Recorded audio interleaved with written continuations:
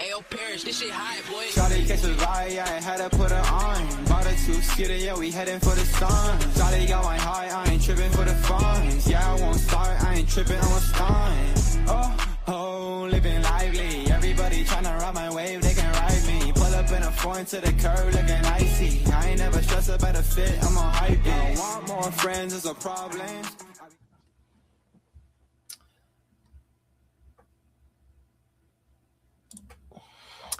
And we are back from a little bit of a layoff. We back. How you doing, Jay? We back, baby. I'm doing fine. I'm doing great. You know why I'm doing great? Because the Knicks are on TV playing for the NBA Cup Final.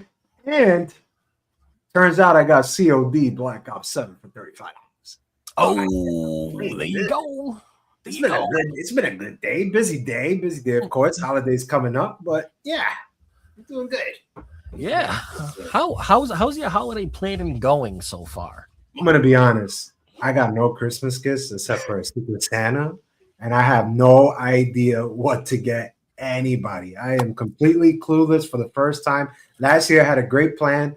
This year I have no clue whatsoever. And I always like to top it off every year. I don't like to do the same thing.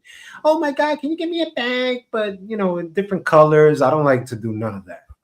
Get one bag, that's it. But I gotta top it off. I gotta get something big. Ray, I know you already got the Christmas gifts under the tree already. What's going on? I don't even have my tree up yet. Oh, neither do I. I am so far behind this year. Like up until last week, I had no Christmas presents. I hadn't even gone shopping for Christmas presents. Up until last week. I mean, now I'm pretty solid, just about done. Just except for the tree. Just gotta wrap it, stuff it under the tree. Well, I mean, gotta put the tree up first. You gotta get the tree first before we do all that. You gotta. Oh man, it is. I don't know, man. This year, like you said, last year, I was pretty solid. I was good. I was done. I had shit wrapped and under the tree the week before Christmas break even started for the kid. Yeah. And this year, it's like one thing after another, and next thing you know, it's fucking, 15 days, the year's over. Like, where did my 2025 go? I know where it went for me. It went for work, and work is busy. And if work is busy, that means business is good, and business is good for Jay. But overall, it still doesn't give me the lack of time that I need to get all these gifts. I truly am clueless, but I got to strike by Friday or else I'm screwed. So I only got Oh no! Express delivery. I gotta order as soon as possible. So that's me. Yeah. I mean, you better own stock in Amazon Prime right now, or Netflix, maybe, right? Seriously, WB. Did you hear about the aggressive counteroffer from Paramount? They were equating it to almost like a hostile takeover because Netflix was going to be $82.7 billion, right? And like 50% of it was going to be cash, 50% of it was going to be stocks, right? Paramount came in and was like, "How about we give you $110 billion straight cash, homie?" And Warner Brothers Discovery was like, "Hold up, wait a minute, all cash?" They're like, "All cash." Is it worth? Like, I can't even recall 20, 30, or even like shows. All I think about is like Harry Potter and stuff. But bro, I don't know it's not so much the shows, it's the rights that they're going to own. Is it worth it though? Like, I mean, the entire DC library, animated movies and all. I gotta see the content. I mean, I get the shows, but the movies, is it really worth $110 billion just to get all the content? Like, I mean, all of those series that Warner Brothers Discovery is all in. Like, good luck to that battle. Yeah, I haven't really heard anything about it. I haven't really heard anything about it this week so far, but admittedly, I haven't really been I haven't had enough time in the day to look into it. Well, I don't have Paramount, so I hope Paramount wins because I definitely don't want to pay more from Netflix. So yeah, go ahead, Paramount. Seriously, Go get it. Go get it. So with our little catch up being done, do you know what happened? Did anything in particular happen this weekend for you? Oh hell yeah! I'm wearing the damn shirt. John Cena's final match, Saturday night main event, baby, live on the Peacock. And it was against Gunther, who we knew that it was going to be. Yes, we did. We knew that before the tournament was even fully announced. Yes, we did. You know, I mean, for a tournament that was supposed to showcase, and we've said this before, for a tournament that was supposed to showcase the up and coming talent, you give it to you give John Cena's final match to an already established star. But I now understand why. Because you see, the one thing that Gunther has for him is the fact that he has shown dominance, right? But he's only shown that level of dominance to who? Wrestling fans that already know him, right? Yes, sir. Now, with it being John Cena's final match, right? Now he's going to assert that dominance to a whole new set of eyes that had no idea who the hell he was. Thank you, ESPN. You know? And doing so in the way that he did it.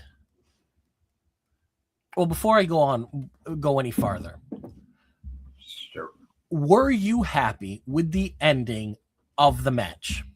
No. Why? There's many reasons, but I'll Okay. give you my main reason. All right. This is a man for the last 20 years always tells us never give up. Correct? Yeah, absolutely. My problem is that you are probably number one still, and for the last 20 years, Make-A-Wish Foundation. You basically do all the Make-A-Wishes. You're like the cream of the crop. You're number one. You're probably still number one. My problem is you gave up. And there's a lot of kids in attendance, and there's a lot of kids watching at home, and there's a lot of kids in the hospitals that are also fans of you that are praying for a miracle, and they watching you because they're wrestling fans. Mm-hmm. So my problem was that he tapped out.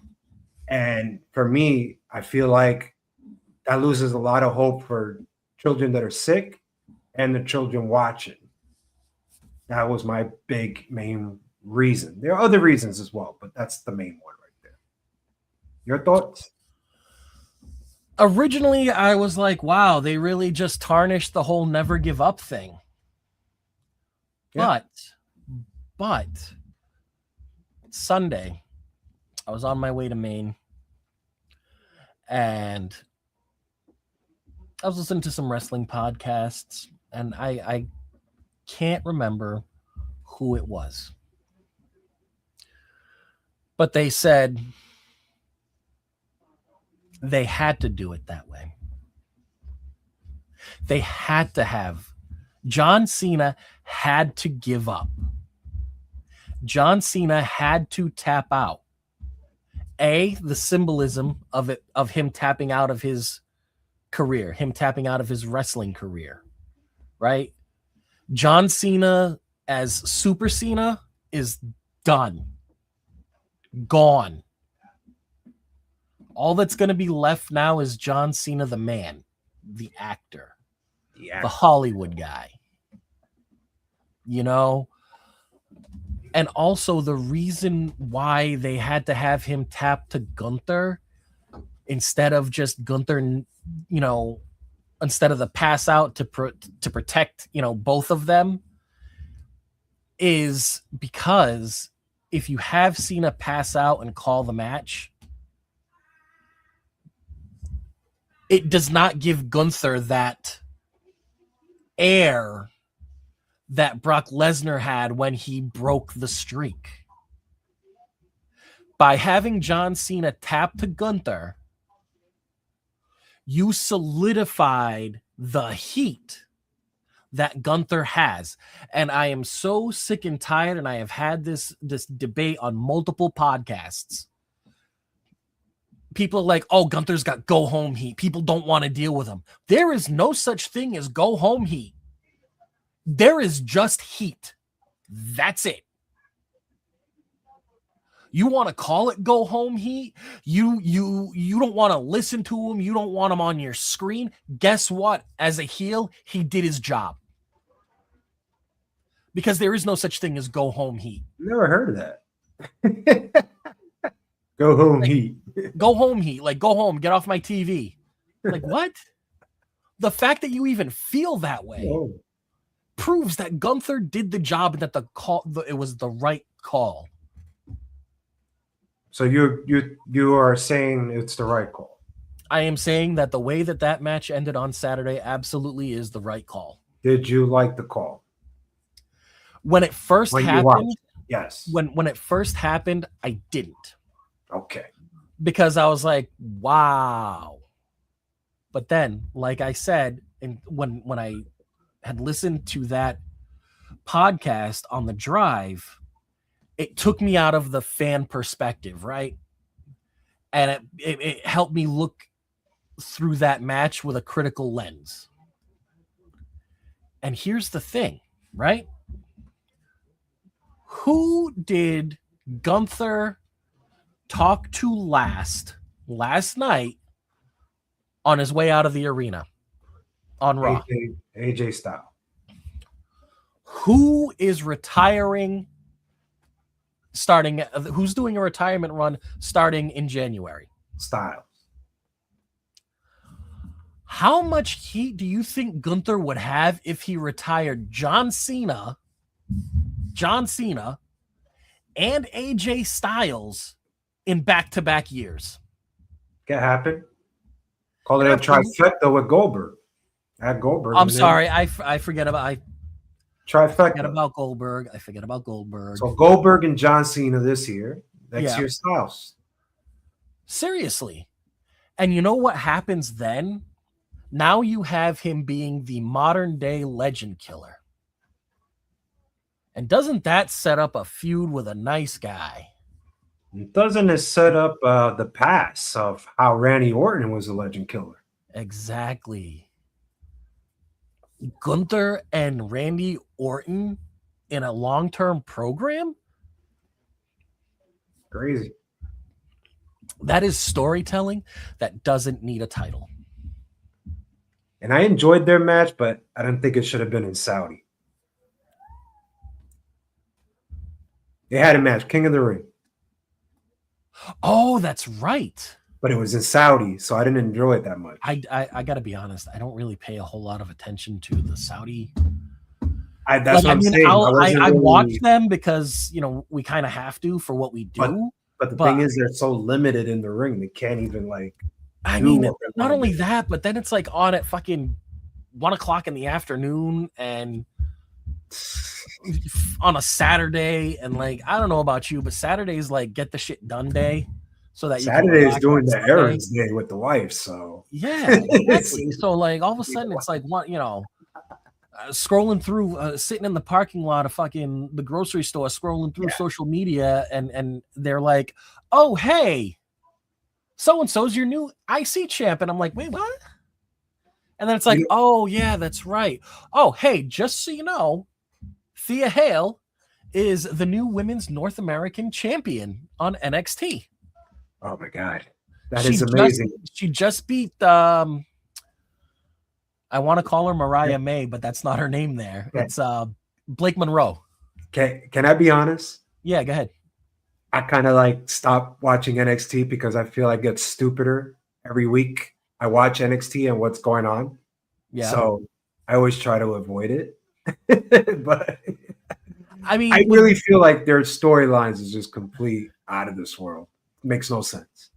Well, with the reason why I am watching it, because I want to see if anything happens Like Thea Hale. Because, well, I mean, first off that, yes, congratulations to Thea Hale. We've said numerous times that she deserves a title. But with the NXT stars that were on Saturday night's main event, yeah, I want to see if anything comes. I want to see if maybe Drew shows up to settle a score with Obafemi. No way. You know? By the way, how do you think Obafemi did in his match against Cody that ended up being a no contest because of Drew? Honestly, I thought it was probably one of the best debuts we've seen in 2025 from NXT star. I mean, you want to talk about star power. You want to talk about it? Charisma? Bro, he's got it in spades. And he walks with so much confidence, and that's what I love. He was going against Cody Rhodes, and from the moment he came out, he had the audience mesmerized. Special shout out to that lighting production. Jesus, right? Lightings was like, woo, lasers. They gave him the full treatment, and he deserves it. Take a time. Oh yeah, and I thought it was great match for him. Definitely now people know who the hell he is. Who Obafemi is. Yeah, man. Wins or losses, it don't matter, but making an impact. Wins and losses have never mattered. Well, to some people, they have never mattered in professional wrestling. They do to me on a superstar that was actually, I can't believe she was on last night defending the title, but that's in Maxine Dupree, your girl. So I do wins and losses on her. But yeah, you're right. Doesn't matter. A special shout out to David Reynolds. We see you, buddy. Ray is going to tell you how to watch it on Facebook. I don't know what's going on, but we're glad you're here, buddy. I don't know what I'm doing. I got to do wins and losses on Maxine Dupree, especially after the show I saw yesterday. Oh, come on. You cannot act. Don't act like that wasn't wasn't a good match. Oh my God. David over in YouTube says, "Hey fellas, usually I tune in via Facebook, but can't find you guys anywhere but YouTube. We are having technical difficulties, and it is not mine or Jay's fault. Okay. We have these gremlins in the system, and for whatever reason, all of our Facebook stuff is unlinked. I got it wrong. So it was Facebook you found us, but not YouTube. Listen, you could go to you want to go to all new ATR show. You can watch us there on YouTube, or you can watch us on I-86 network. You can watch us that as well. There you go. Thank you. The all new ATR. It is a mouthful. There. You got us. I'm telling you. It is definitely a mouthful. But we appreciate you. We will. Next week everything should be reconnected. Exactly. And then we'll be good. But yes, this week we are primarily broadcasting on both YouTube channels, I-85 and the all new ATR. I'm going to show see or John and Dan or Pete and I. It's so long. We need to fix that. Yeah, we do. We need to fix that. Yeah, it's the all new ATR. Actually, it's the all new ATR network. Okay, there you go. The all new. I got it wrong. Jay got it wrong. The all new ATR network. There you go. Oh, David popped in and said, "Hey, I also forgot you guys weren't on last week. I was just confused for like 5 minutes." Yes, we weren't on last week because, again, gremlins. Somebody fed Gizmo after midnight in the studio, and they just went rampant. That's it. We're still cleaning up. But we here. But let's not talk about boring Maxine Dupree. Oh my God! Enough with the slander. So what do you thought of the overall match of the John Cena? We talked about the finish. What do you think of the match overall? I thought it was a solid match. I mean, okay, it's John in his last match and Gunther. Like, I mean, you think Gunther's gonna let him have a bad match on his last match? I think Gunther at some points was trying to understand what John Cena was saying because he was just talking throughout the whole match. So it's funny because anybody you talk to that has either been ringside on the apron or just basically around the ring during a John Cena match, especially at a house show, they say consistently that the people in the 12th row can hear him calling out the spots because he is so loud. Oh God. So you actually got to see some of that on Saturday in the match against Gunther. I specifically remember there was one part where John was kind of on his, on one knee, and you just hear him, like, you can tell he's yelling because you can see the vein throbbing in the side of his neck as he's talking. Throw me down the turnbuckle. Right, yeah, exactly. Throw me down the turnbuckle. So, but yeah, solid match, absolutely. I wasn't. Yeah, I thought it was a good match overall. Yeah. I just didn't. I'm gonna stick to the finish. I just didn't like the finish. There's other reasons, like I said. But yeah, for me, I would have done it differently. But I get after what we saw last night on the opener of Raw, I could understand why people aren't sort of like how you're taking it, But I'm gonna take it a step further because you say you're not seeing it from a fan side, you're seeing it from the whole perspective of the whole.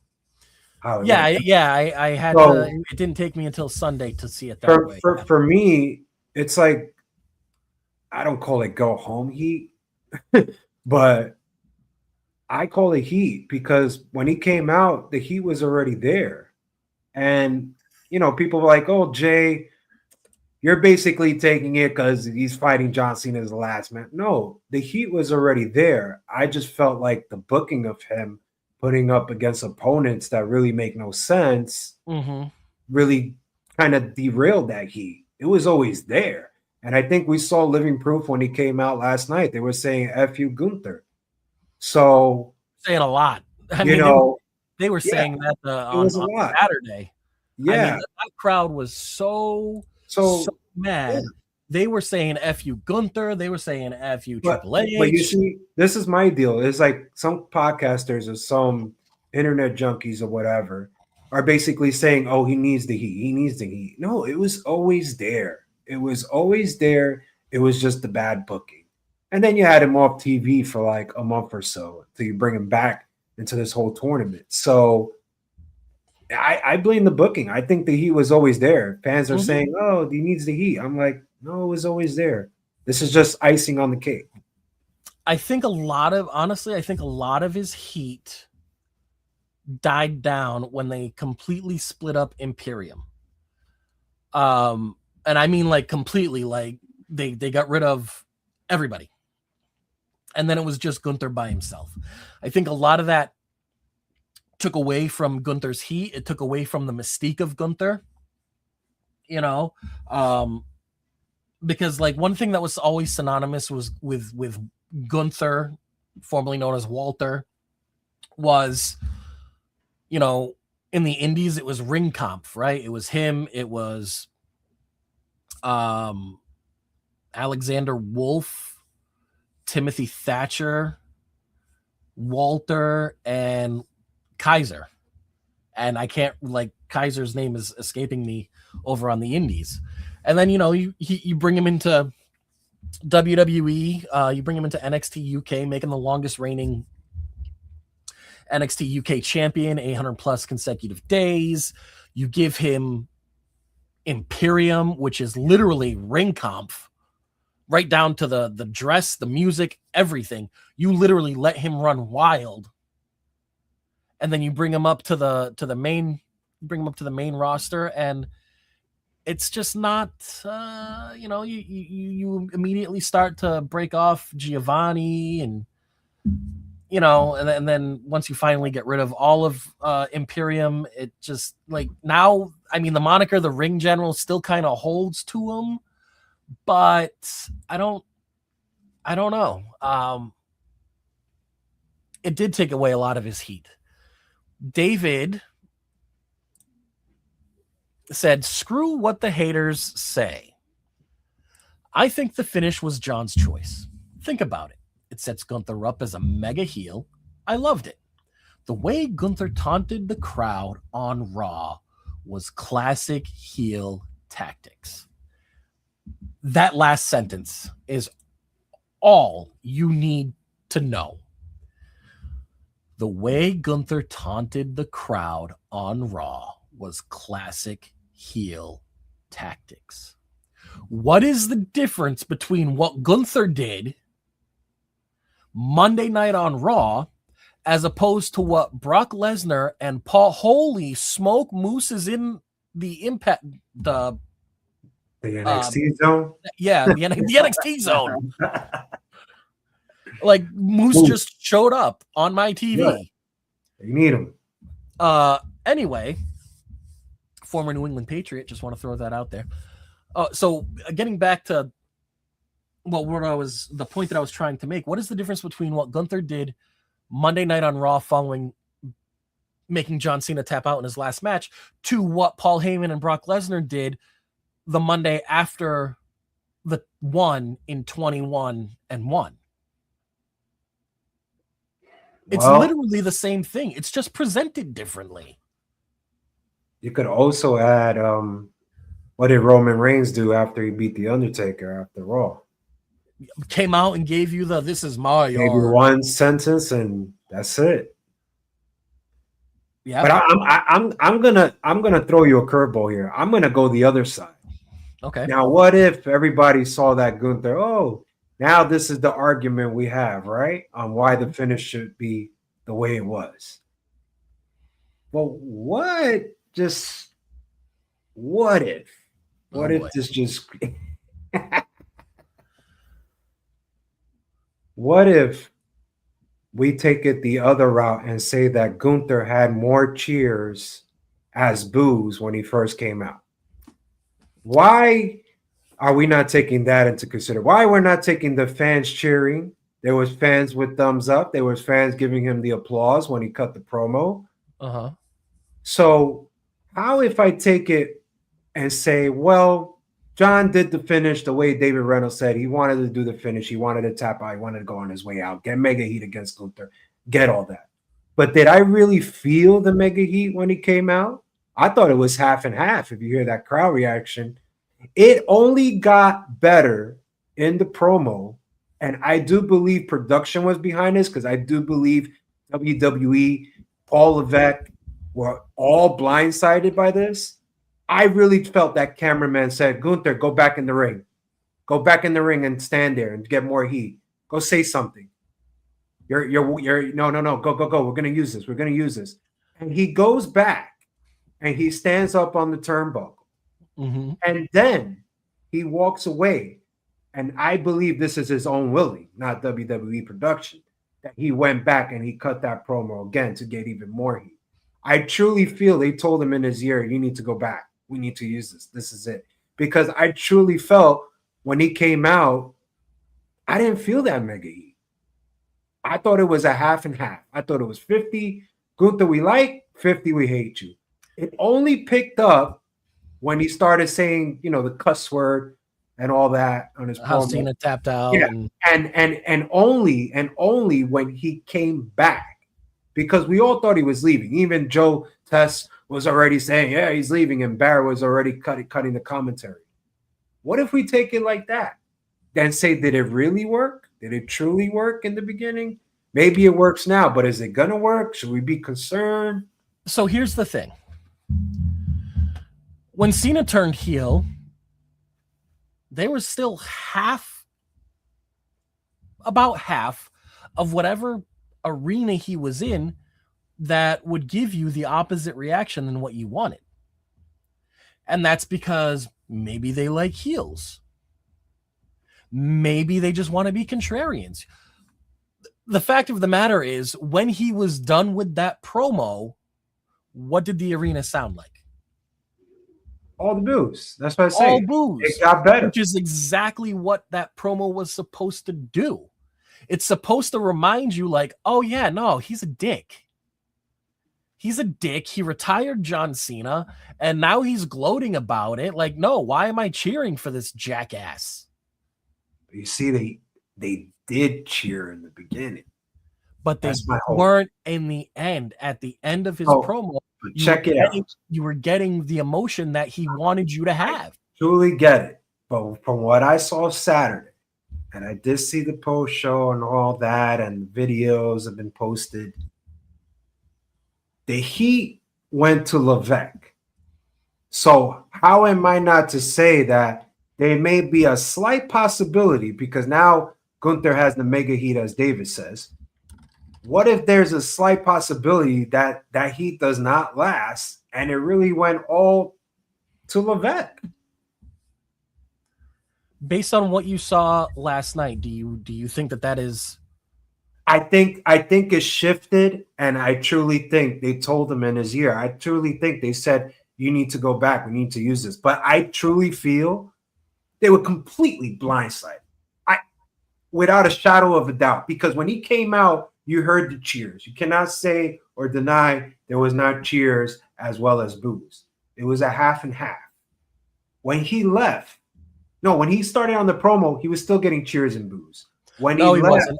When he opened his mouth, the first time he tried to open his mouth. I give you that. I know what you're saying. You're saying he stops. I get all that. But when he was going into, there was cheers until he left. He started getting the boos. And I think that's when they said, wait a minute, go back. We can use this. Go back. Say something. You're a top star. You already know what to do at those crucial moments. We've seen it before. And you know why? Because this is why I still think Unreal sucks, because it just tells you all behind the curtain stuff. And they did that to one superstar as well. I can't remember, but maybe you can. But they did it. And they told that person to go back into the ring. Maybe it was Jey Uso. Maybe, if I remember correctly. Okay? Because Jey didn't expect that crowd reaction. I think that's the same thing. Maybe it could have been. And I truly think. I know it's a conspiracy, but No. I really thought, because of the camera angle that they had when Gunther was originally walking up the aisle. Yes. It did look like the cameraman got real close to him, put the camera to the side, and then Gunther goes back. Yeah. Because I remember thinking when I was watching it, I was like, did they just tell him to go back out there? I truly think they did. And at the time there was a multitude of reasons that I was thinking that it could have happened. Maybe it could have been running too short, not realizing, how much time they still had left in the segment. I thought a multitude of things, So I don't disagree with you that part about the cameraman probably being like, hey, they said for you to take a breath. Let it breathe. Go back. And he didn't do nothing different. What did he do? He cut the same promo. And got an even bigger reaction the second time. Exactly.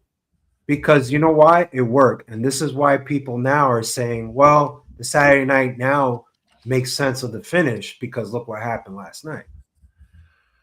Right. But my biggest thing is, how are you going to call yourself a wrestling fan for, let's just go with John Cena's career. For 23 years, you have followed wrestling. At no point in time were you ever told that when somebody goes out, they go out on their back to elevate the people that are coming after them? That's something that I knew back in Jim Crockett days. That you go out on your back, because you always want the crop of talent coming up behind you to have a chance. Right. And people are like, oh, well, Sting didn't lose his last match. Sting wanted to lose his last match. Sting wanted to do the deed. His booker would not let him. Talk about tradition, huh? Right. But if you, there have been a few comments that have pointed that Sting wanted to lose his last match like any veteran would. And that's what veterans do in the past, like Sting and Cena. He's a great study of the business, Cena. And I'm sure he studied that, when people are leaving territories, like Brett going to WCW, like, you're going to want to lose, right? It's the same. You get added to retirement. I mean, there wasn't really retirement matches back then, but that's how it was. You go to a different territory. You go to Memphis. You go to Jim Crockett. You're gonna lose your last match. Why? Because you're going to a rival. So it makes sense, but do we really need to go to that tradition? Did we do the right thing here? You know what I say, Ray? I say, let's wait and see. It just happened. Let's see what happens. Look what happened Monday. Look what happens when we gave it 48 hours to breathe. Exactly. What happens in a week? What happens in a month? Do you think that in this age of 24/7 media accessibility that people have sort of forgotten how to watch TV? They like we are so in this lexicon of now. I need the punchline now. I need the drama now. You know, that letting it breathe has now become a foreign concept. I remember having to wait 6 months to see Who Shot JR. You know what I'm saying? Like, I feel like because of all of our streaming and everything like that, that aspect is kind of lost. Because the more that you sit and think about that decision with John and Gunther, the more people start to go, dude's a dick. And I don't like him. He's pompous, he's arrogant. I don't like him. You know? And you don't get to that intersection without letting it breathe. Oh, this generation wants to know what happens next right away. And right, yeah. That's why we had a lot of ruined stuff that was ahead of time. We all knew that Gunther was going to be the last guy in this John Cena tournament. You know, there's a lot of things about WrestleMania last year, how that got ruined. So it's just a lot of play, and I don't know why this generation does. You know, when I'm in a movie, you know, I'm watching a movie, I don't want to know what happens at the end before I watch the movie. I want to watch the movie and see how we got to the climax and how we got to the ending. Not hear about the end or Google it or whatever, or it's on my Facebook feed or my IG. I don't want to see none of that. But now, like, we're so invested in all this technology that we just have to, because Raw was so good last night. I got to see if Punk is going to win the title on the 5th or he's not. Like, it's crazy. It's mind-boggling. It takes the fun out of it. For me, I hate it because I always see it on my feed. I'm like, oh, my God. Like, let it breathe, bro. It hasn't even happened yet. Right. And it's one of the reasons why come January, I start to lay off of wrestling social media, because I am a sucker for the Royal Rumble and WrestleMania surprises. Okay. Those are my things. I feel like a little kid again when I get surprised at the Royal Rumble, when I get surprised because Edge has made his return at number 26. Right? I get surprised when the Hardys come down the ramp at WrestleMania. You see what I'm saying? And so I tend to, for that like 3 or 4 month span, I tend to back away from the social media because I don't want anything spoiled. You want to spoil the set for me? That's fine, because I always want to see what the set looks like. Yeah. Because I like looking at the set and going, well, that's interesting. Or really, that's kind of just looks like a really big Raw stage. You know? Because I came from the generation where every pay-per-view had a different stage. And they were elaborate. They were, you know, like Judgment Day literally would have like a pendulum axe swinging as they were coming out, you know, like, so, you know, I absolutely agree, you know, but I think that what we should do is we should take a little break. We're going to throw it over to our friends over at Flow. And then we're gonna bring Bobby in a little earlier, because this week Bobby wants to get into this conversation. We will be joined by our friend Bobby Fish. So Fish let's go tank. to the fish tank. Let's go to Flo, and then we'll come back with Bobby.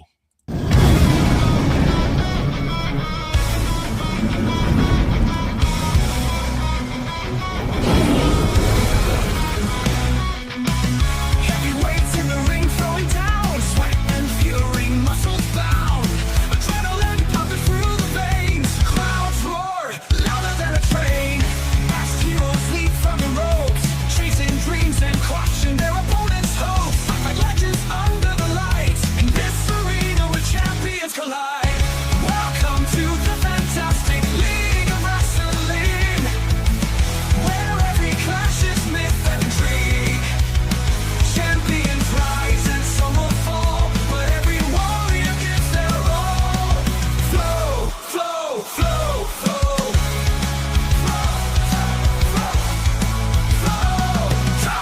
From underdog to mighty champ in this Coliseum's fiery camp, standing tall through blood and tears, facing down our darkest fears.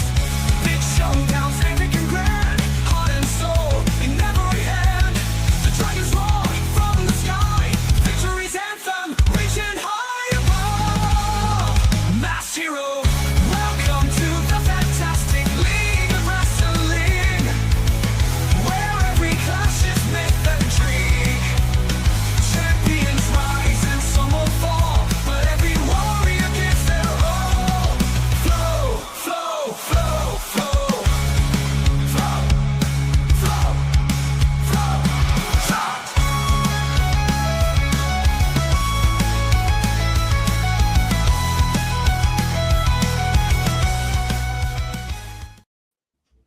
Love that song. And welcome back. Thank you to our friends over at the Fantastic League of Wrestling, Flo, for the biggest earworm of the week. I'm going to be humming that song for at least the next 2 weeks. Still dancing. Joining us now for the remaining time of the show, the one, the only, the man with the most educated feet in the business, Mr. Bobby Fish.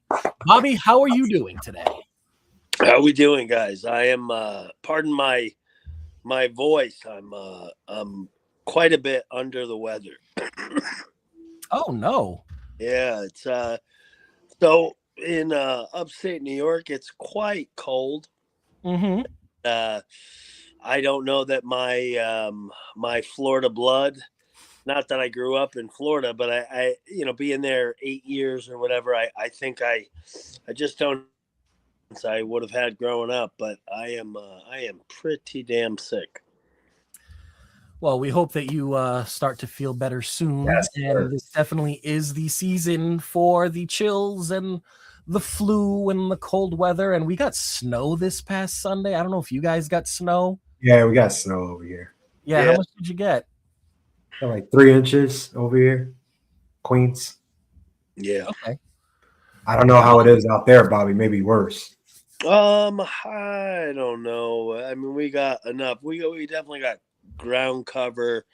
I wouldn't say 3 inches. I think we probably have less. But yeah, I mean, it snowed a couple times, and it's just beyond cold, like below zero. Just wind chill, all the shitty stuff. All the fun stuff that makes it great in the winter, right? Christmas, right? Yeah, Christmas. Nay. yeah, exactly. No. But Bobby, you look like a coach right now, high school. I know you're coaching. Tell me that team is whooping ass. Come on, what's going on? What's going on over there? We're doing well. We got a couple. We got 3 kids that unless something out of the ordinary happens, that should place really high in the section and have a shot at going to state sort of qualifications. And we got some hammers in the room, and then overall as a team, we work hard, and it's so far so good. We're doing well. That's awesome. It looks like you got dogs, you got wolves, you got state champions coming up. Yeah, I mean, you got the hammers. I mean, everything seems to be rocking, man. And kudos, congrats. yeah.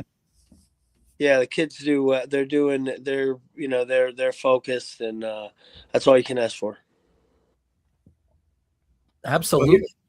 But here's my thing: are we wearing a Cleveland Cavalier? Is that what we're wearing over there? No, this is No, that's a C for coach. Oh, okay. I got a little scared. I ain't gonna lie, because the Knicks are playing right now. New York. Nope. Colony is the name of the school where I coach. Colony High School. Colony Center. Nice. We are the Wolf Pack. Colony. Woo. Yes. Oh, nice. I like that. Bobby, we haven't talked to you in a while. How was your holiday? Thanksgiving. Yeah, it was nice. Thanksgiving's kind of the pre-holiday, right? Like you're just getting started. So it was good, enjoyable. Ate a little bit too much, but I think that's what you're supposed to do. No, definitely in the job description for Thanksgiving. Absolutely. Yeah, and then now you kind of batten down the hatches, get ready for the big one. Yep, and we are 9 days away. That's crazy. I was telling Ray, Bobby, I got no gifts. Yeah, just a Secret Santa. I have no idea what to get anybody. Yeah, me either. Me either. We're all on the same page. I'm telling you, it's getting to the point where everybody's just going to get a small gift bag with like an Amazon gift card in it. Yeah. I mean, that's pretty much covers your bases. Like, right? You can get pretty much anything there, Hey, Bobby, when you were in NXT and it was Christmas time and everything, did you guys all exchange gifts? Now, I know Adam and all that, but just outside of the bubble, were there ever exchange gifts? Like, I'm going to get this person. Yeah. Undisputed Era, we definitely did. We got each other gifts. Every year, Roddy, Kyle, Adam, and I would get gifts for each other. I mean, you got to figure at that time too. Like we're working for the biggest company in the industry, So it was like, it was definitely what we did. But I'm saying you did it for other wrestlers as well, correct? Like I'm saying in general, like. If I think about it, if I remember correctly, it was just us. Okay. Just us. I don't remember exchanging with anybody else. But with the Arrow, we all took care. Yeah. Even better. Yeah. But I gotta say, Bobby, as you know, it was a big weekend this past weekend and Saturday night main event. John Cena had his final match in Washington, D.C. Right. He lost. He tapped out. Me and Ray and everybody here in the chat, we were all having discussion if it was the right call. Now, I ask you, because I know you're not retired, you're a freaking Terminator. But what I'm going to ask you is this. If you did have a retirement match with someone that you could pick, it could be Adam Cole, Kyle, whoever it was, would you want to lose in your last match, even to a new upcomer that's coming hot? Would you want to lose, or do you want to go over in your final match? I don't think I would have a preference, but I think that I would. I mean, I would probably want to do the job on the way out. Okay. It just makes. To me, I think that losing in a way, like in a beautiful way, is more, I don't know, that's more satisfying to me. I like that. It's another reason why I don't like the term jobber's connotation, because if you're, we know what this is. Like, we're either going to know what this is or we don't know. We can't pretend. We can't be on both sides of that line. So if you know that this is predetermined, then you know that those, like the wins and losses, they cannot matter. Obviously it falls into this like weird ass gray area, but it just is what it is. I think, I'm a traditional, that's the way I was trained. And the way I came up, like, you honors. You do, and there's nothing like. What do you mean? I'm a jobber. If the guy that signs the check, his name is signed on my check, then I did my job. How is it a negative for me to do the job that I'm asked to do, as long as I'm getting paid for doing the job that you pay me to do? It just is what it is, you know. I guess it's something that'll never make sense to me, but Do we Yeah, I was even telling Ray, like when different territories, like people, if they're on their way out to a rival company or promotion, they always lose. That's just the way it was. well, So so the thing is at that, back when that was in play, you know, you can't take things out of context really and not lose a little bit of credibility or something from it. And that was generally something that they did because they didn't want that person leaving with, you know, shine or momentum or whatever. And that was a day and age when the business was more protected. So those are rules that came uh, to be, like not necessarily rules, but just practices that were the norm, because a booker didn't want to get left um, with a you know, uncovered backside. yeah, it's And stiff. right, and now, like, I think it's just with the business as different as it is, if you're still into the traditional sort of way and honoring just those that came before us, like, I think that, I don't know, that would be what you would do, because if that's how you're taught, you know, trained. Yeah, that. And I thought, yeah, I think that um for the most part, that's how you do business. now, Bobby? Earlier in the conversation, you said you can lose beautifully. Now, I don't know if you were watching Saturday night's main event. Mhm. I'm sure you may have seen some clips by now. I How wa- would you did watch it? How would you classify the ending of that match? Would you say that John Cena lost in a beautiful way? yeah, Personally, I think he did. personally, I agree. I think he did. I think so. I'm a big UFC fan, and when you watch these fight, like, listen, it's a brutal world, uh, life in general, but then combat especially. Like, the young eat the old. Like, look at me. I look like Santa Claus. Like, I'm telling you, like, the young eat the old when it comes to competition. So if what pro wrestling is supposed to emulate is actual competition, you're supposed to help people be able to suspend their disbelief, well, then the younger guy should probably win. And especially like if you're retiring and you've been everything that John's been, you know, I like John doesn't, and I don't know the man well enough to be able to say one way or the other, but like, I can't see his ego being one that's like, okay, well, I'm not going to lose. Like, I see it being the opposite, and I, I feel like he was never give up, right? That's hustle, loyalty, respect, but never give up was his thing forever.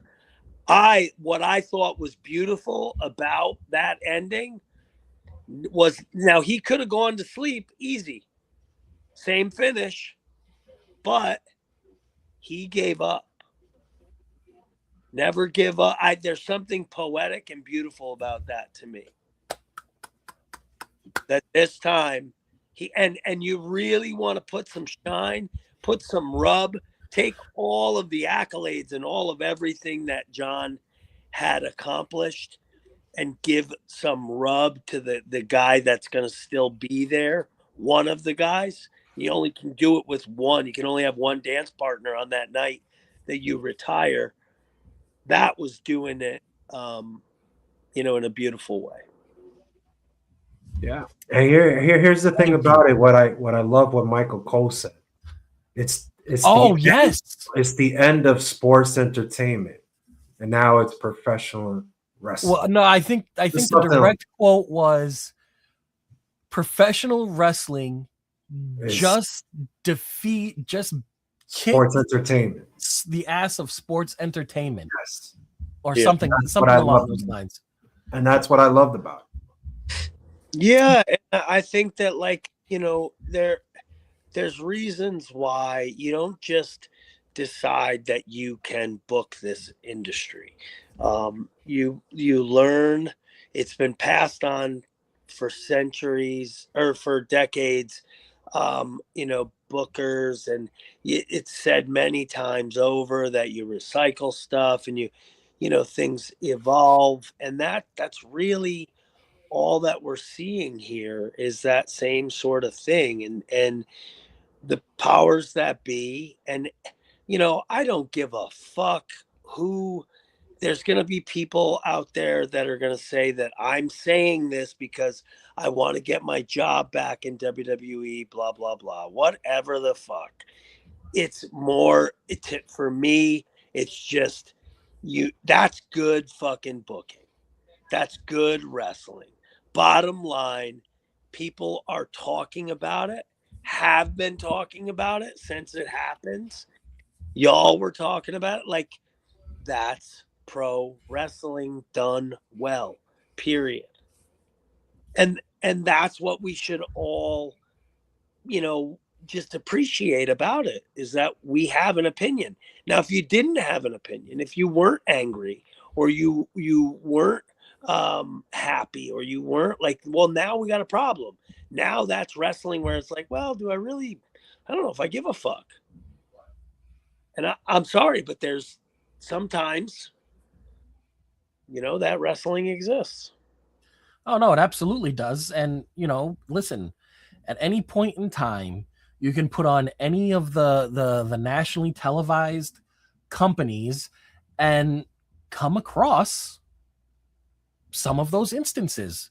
Mm-hmm. Where it's just like, well, there's nothing to this match. Why do I have no emotional investment? I have nothing. It's just a match for the sake of eating up time. Sure.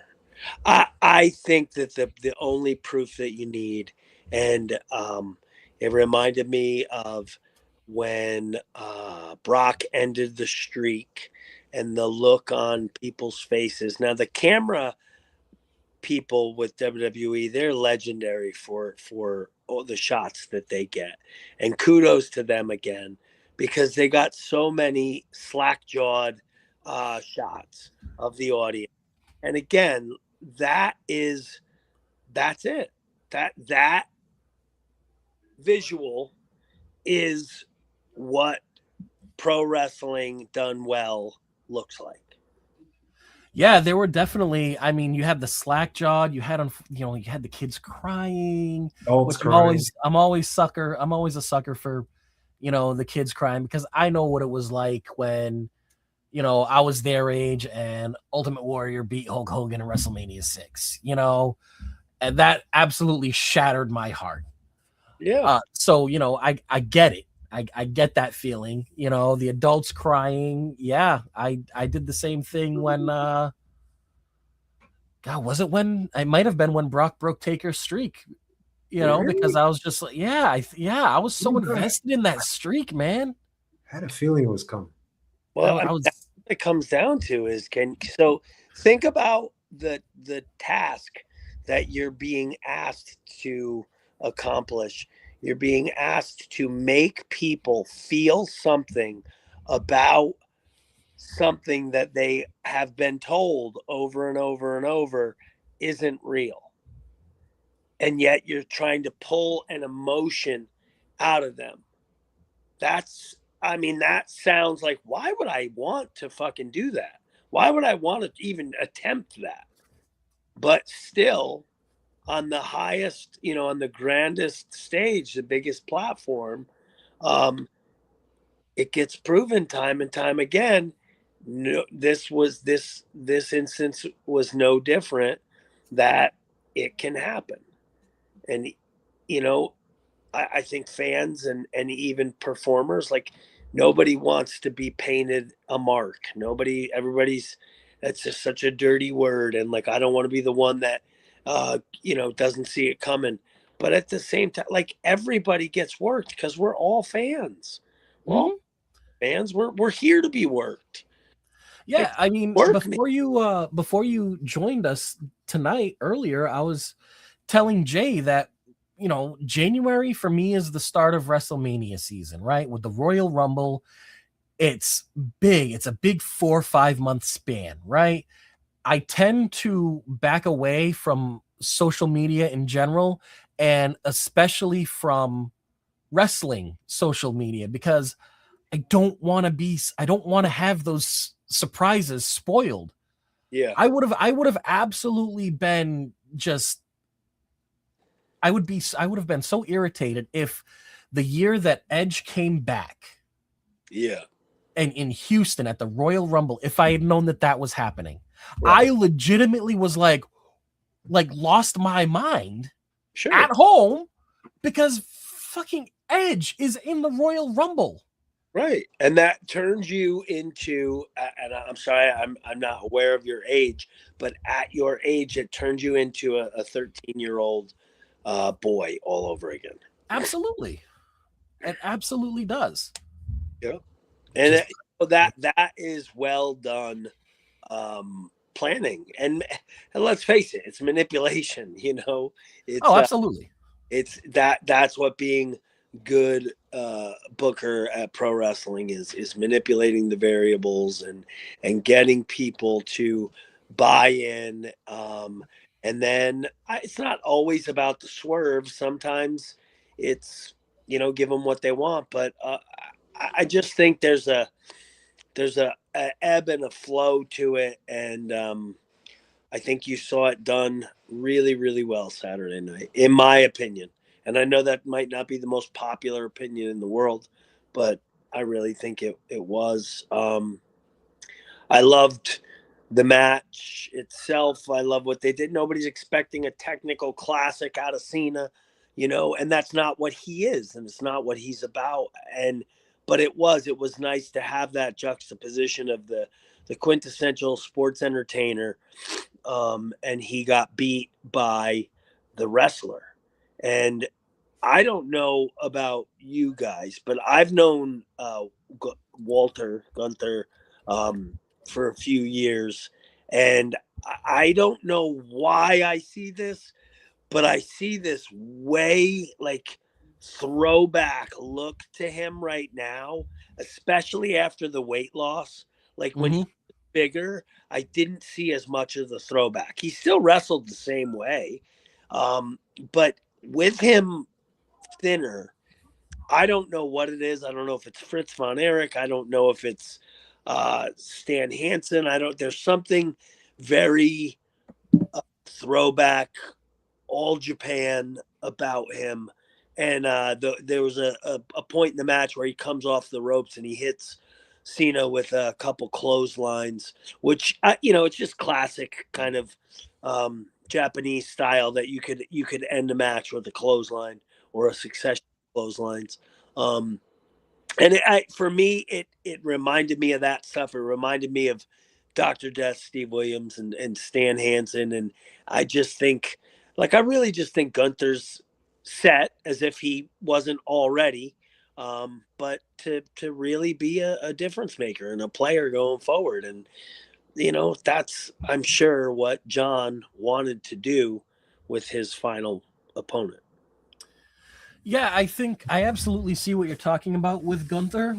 And I think it's not just one thing that makes him that quintessential throwback. I think it's an amalgamation of things. It's his gear. It's the fact that he doesn't rush everything. He lets everything breathe. Yeah. Um, it's how he presents himself. Because there are definitely times where he was throwing clotheslines like he could have been related to Stan Hansen. Mm-hmm. I just think that there's a lot, you see a lot of these older influences in him. Yeah. You know, and I think that's fantastic, and that's absolutely something that adds to Gunther's mystique as a whole. Yeah, and that there's a mystique there, and that's, it's the company's job to lean into that mystique, and I think that that's what you're seeing, and I think that a lot of this is. I will say this: I think there's a plan to all of it. There's very little that got thrown against the wall Saturday that was, by accident. Yeah. Absolutely. Yeah, right. Absolutely right. Do you feel, Bobby, like I don't want to get off topic, but we talk about how Ray's excited for Royal Rumble WrestleMania coming up. Do you feel like promotions kind of leak the information, like this person's coming back or Gunther is the last person in the John Cena? Do you feel like they just leak it on purpose to get more viewers to watch the content? Who would be leaking the information? Like Well, WWE? dirt sheets, for example, all the internet people that just want to Uh, spoil everything for everybody. I mean, Um, at this point, do you gotta figure that it's still evolving. It'll never stop. But the internet changed the industry. You know, in ways, and continues to, that no one ever really imagined. So, yeah, I mean, you'd have to expect that. Yeah, things are going to be in a constant state of flux, and there's now going to be new ways for bookers to manipulate the audience and to, because now back in the day it would have been chat boards and this thing and that. Now it's, Instagram, and something gets leaked on X or whatever it is, TikTok. And, you look at the groundswell that a guy like Cross was able to get going with some of the stuff that he was able to release through social media, or another guy like Cardona, two guys that I have so much respect for. And I think, like any young guys coming up trying to do this, they are perfect examples of, they're just not going to take what you give them and be satisfied. always bet on yourself. Yeah. Yeah, and I mean, we saw Matt Cardona do that, way back, in the original Zack Ryder days, Yeah. when he booked himself as internet champion, and then literally hyped himself up, got his own groundswell going, that he ended up with TV time. He ended up as an intercontinental champion. Like, he's always been somebody that evolves with the technology, with the times, to make sure that he is there in the forefront of people's minds and that they don't forget about him. 100%. And I think that is something that you're going to see, as the internet continues to evolve as a whole. AI becomes a part of things and all this stuff. Like, you're going to see our industry change right alongside of it in the same way. It's going to evolve, and bookers are going to find more ways to utilize. I think manipulate has such a negative connotation, but I think utilize social media in ways that are going to only help to steer the audience in different directions. And that's what we're supposed to be here doing, is making you feel something. I first off, I feel like you're absolutely correct with that statement. And I also think that we've kind of seen bits and pieces of that with these little Twitter wars or Instagram wars that we get back and forth. Like, Becky's usually, as of late, Becky's the one that's kind of been in on it. I don't want to say in on it, but been a real focal point in it. Going after whether it's AJ or Bailey, Right. just randomly, and then it gets brought to light. I think that's their way of going. Let's test this a little bit and see how much traction it'll gain. They're fishing. My I very think that's what they do. When you're not on TV, you want to fish, cross, you want to cut, you want to write a book, you want to do this behind the scenes. It's all fishing. yeah. I mean, you some of the names that you just brought up. They've been very successful. Whatever it is that they're doing with it, and I think it'd be foolish for the booking to not take advantage of those things too. Performers have access to it, so do the bookers. Right. Do you think merging like companies kind of ruin what's happening with WWE? Let's talk about what we've been speaking about, right, fellas? Talk about Matt Cardona. God's sakes, the guy was released. I don't know why. I still don't get it to this day. We talk about Karrion Kross and his wife. Let's just release them and let's give their persona and their gimmick to Aleister Black and his wife.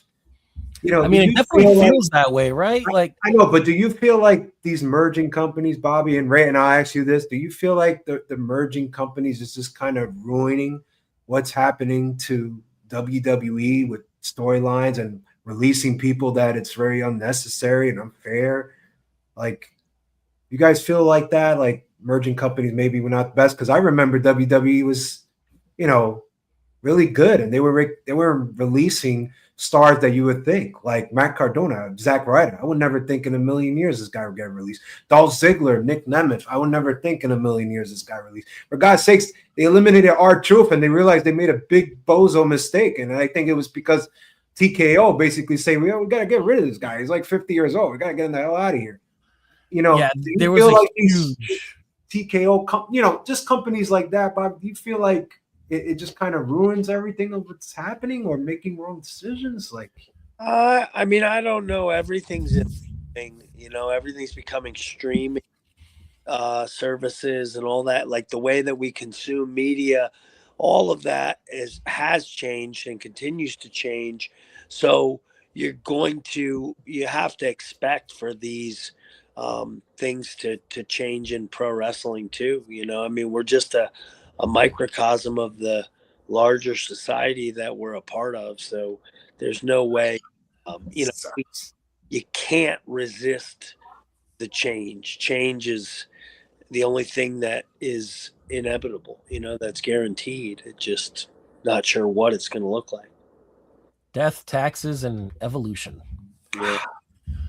Yeah. So Jay, can you clarify for me when you say the merging of the companies? Are you talking? Yeah, I'm talking about TKO basically getting WWE. Okay, I'm just giving like an example because there are other promotions that are. Yeah. No, you were talking about the sports. I'm just talking about the whole general concept. I think sometimes they think they knows what's best for business, but they make mistakes like releasing people when you don't need to. Well, I think that was definitely something that we saw them do when they released R-Truth. And then the crowd was the fans, they just caught up all on it. I turn on Netflix, I watch WWE and Unreal Season 1, and basically TKO is like all over the handprints. Everything I'm seeing is TKO this, Nick Khan this, Nick that. Like, I get he's the president and all that, but you also got to let Paul Levesque do his job. Like, hey, man, let the guy breathe a little bit. You know what I mean? Like, I get we got to put asses to seats and stuff like that, but let the guy work, and you will see as a result, the asses get to see. You will see a Zack Ryder perform extremely well if I put him in these conditions instead of releasing or Karrion Kross. That's what I'm saying. It's sometimes there are pros, like you mentioned, Ray, but there are also cons. And sometimes the cons are the ones we hurt, the ones we love, like Bobby say. He knows Matt Cardona very well. He knows Karrion Kross very well. It hurts, right? It hurts not seeing them when they have this fire that they're lighting up the whole crowd. And now we just got to sit back and just kind of forget about it in a week. Like, this never happened. I think that there's, there's an element of things not being quite what they always seem to be as well. And I think that that's a way that, booking can take advantage of today's um, internet savvy world and whatnot. So you got to remember, um, it's all going to come boil down to the work. At some point, it's going to be, what they're going to steer us one way and then shift us back the other way and then make us forget about the actual end game, and then they're going to hit us with it, and then we're going to talk about it.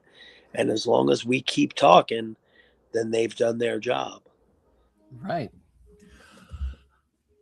Question for you, Bobby. You saw you had said earlier that you watched Saturday night's main event with the rest of us.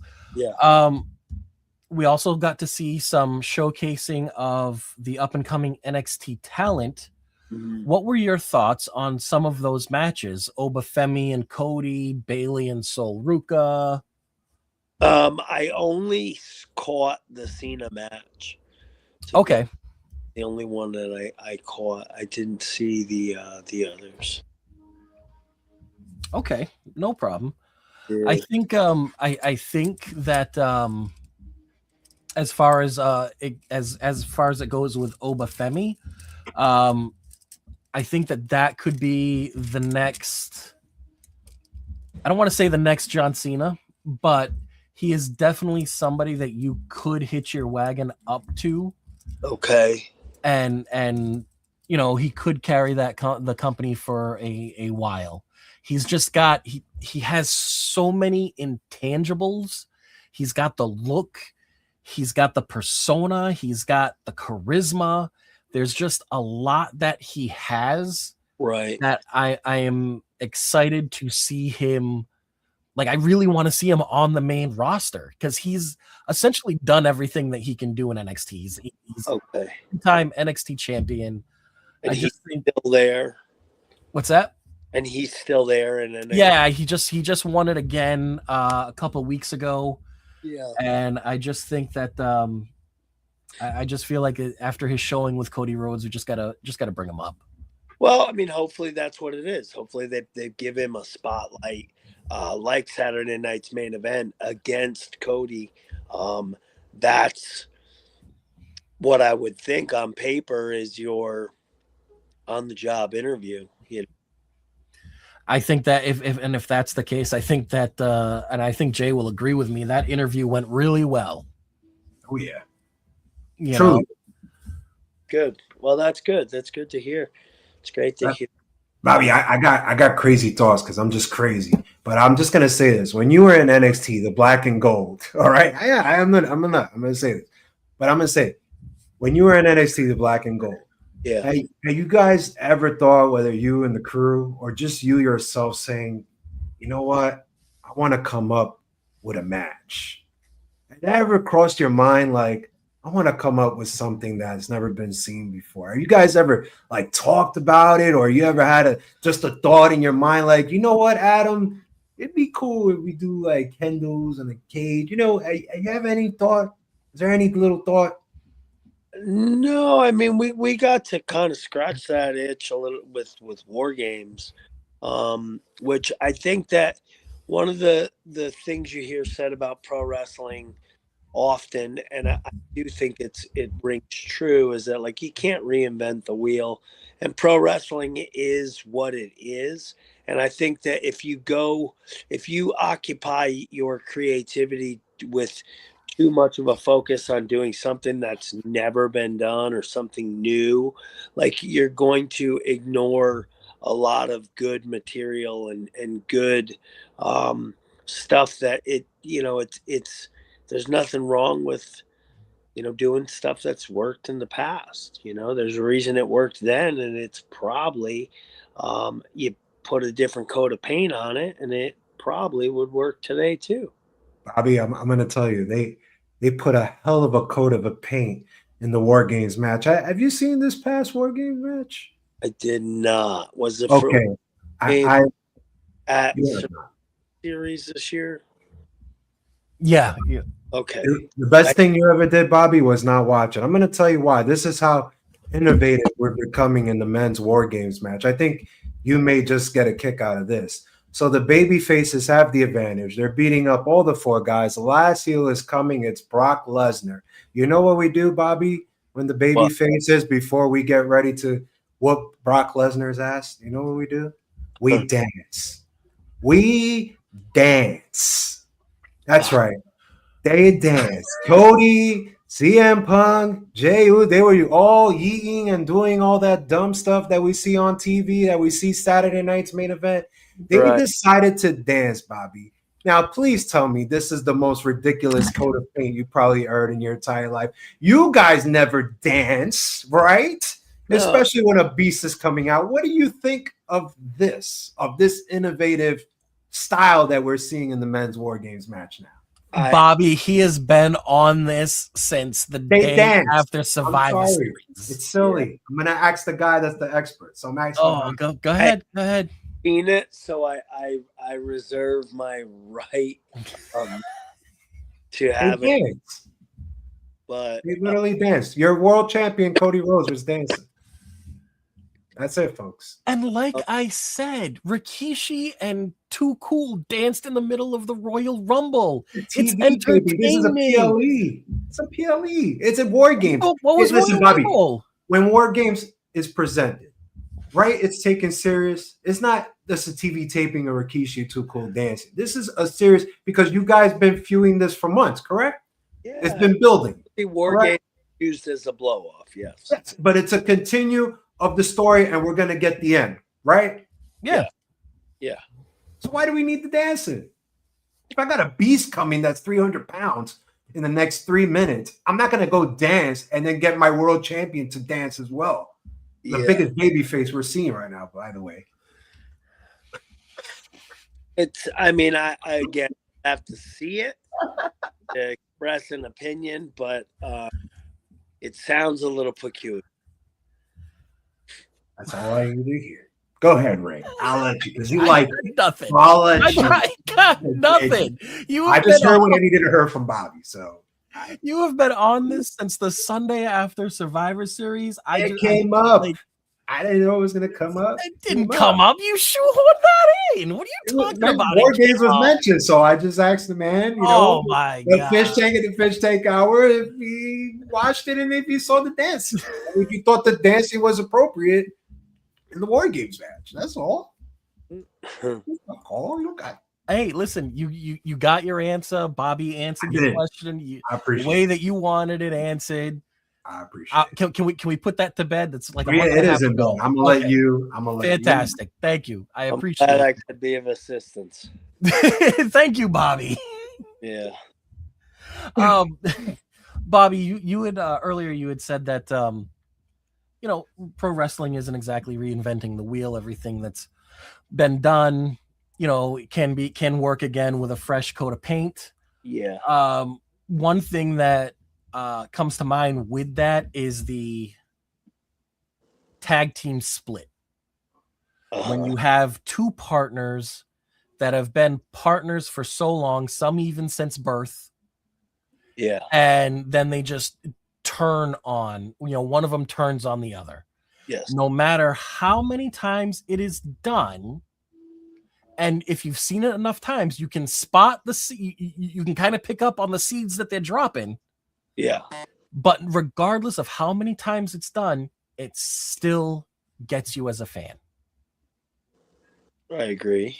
So it just speaks more to the fact that you're absolutely correct. With a fresh coat of paint, even though it's been done before in pro wrestling, it can and will work again. Right. I totally agree.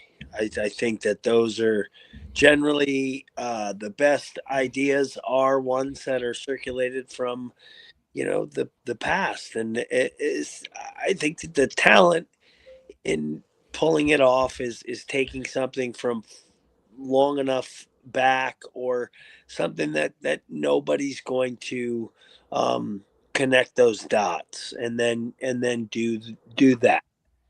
Find something. That's not the sole reason why you pick this story, to tell, but it should, it could very well have something to do.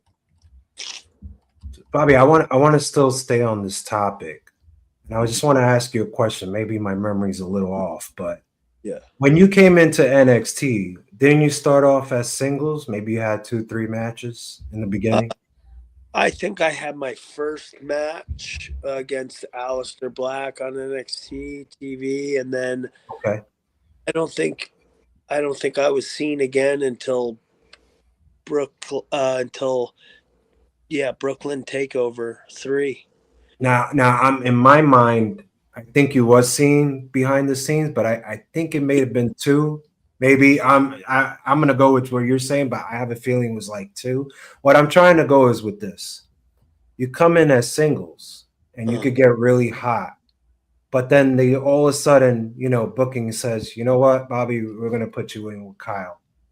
Do you feel that certain tag teams don't need to really just go right into it right away? Like it should just be a slow burn just to see what we have. Like for you, it is that just to see what kind of run you could have. I mean, we kind of seen it with Roddy when he had an incredible run as a singles until he turned heel and joined you guys. Would you say that you would just like to see maybe in your point of view, like maybe in your era when you were there at that time or anybody else, just kind of a slow burn? Let's not jump right into the person I know that I could dance well for 10 plus years and whatnot. Let's just see what we have here first. And if not, let's go that route. I think it really depends on, a number of factors and what's your at the end of the day, it comes down to like, what's the long-term goal and where do we want to be in the long term, and then book backwards from that, figure it out from where you want to end up, because where you are now, it almost doesn't matter. Where you are going to end up is what matters. That's what you're trying to accomplish. And so, yeah, I think that is a better place to start, if not. Yeah.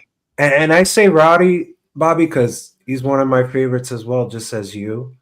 And I see him in AEW, and it's like a joke because he's just behind a group of people and he's not even talking, and they're just cutting like maybe a split second, and you're just seeing his facial reactions onto what's going on. Obviously, he doesn't want to be part of this group. He just wants to get his buddy, wants to get Kyle and get everything going.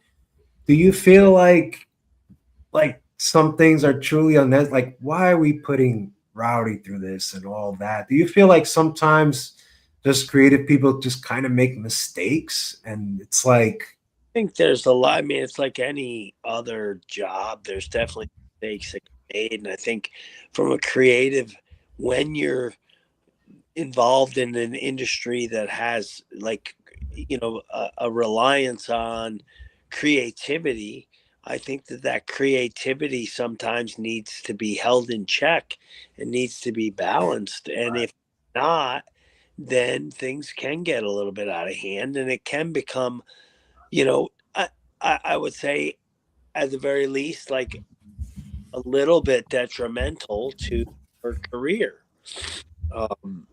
Presentation is everything.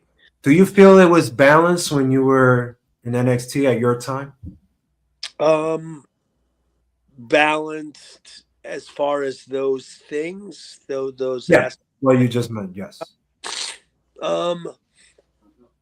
Yeah, for the most part, I think it was.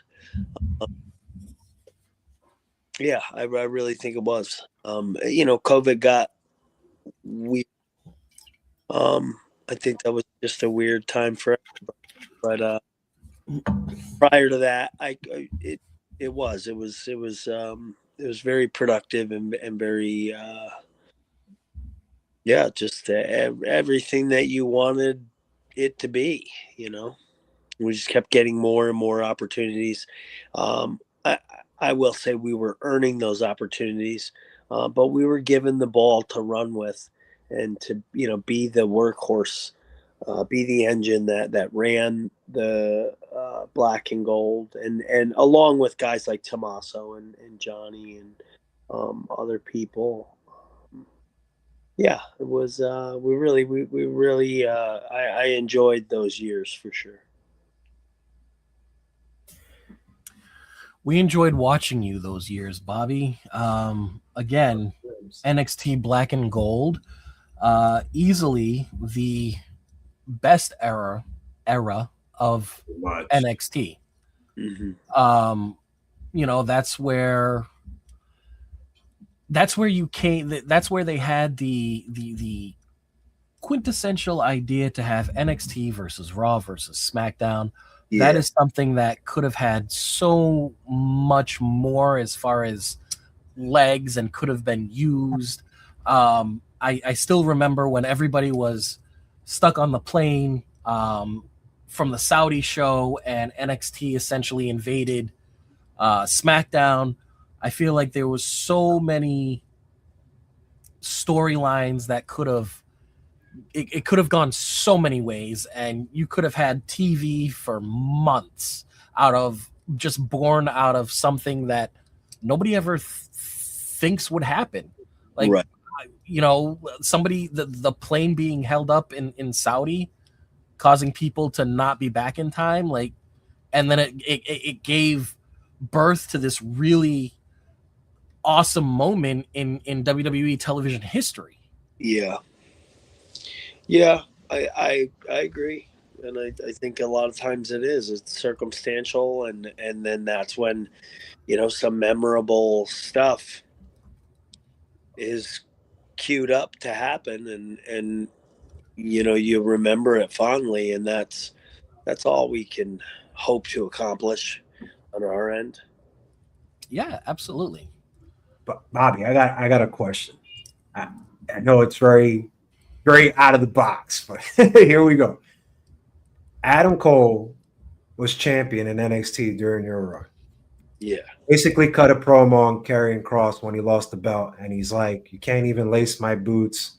When they ring the bell, he's there for a freaking match. He's there to wrestle. He's not there to game. When you heard this promo, how he's bashing the new NXT champion in Karrion Kross, and I know you know Karrion so well. Yeah. How did you feel about that promo? Do you feel like it was a little over the top? Because I don't think it was, but a lot of fans said it was a little over top. A lot of fans said it crushed Karrion Kross' career, especially when he came up.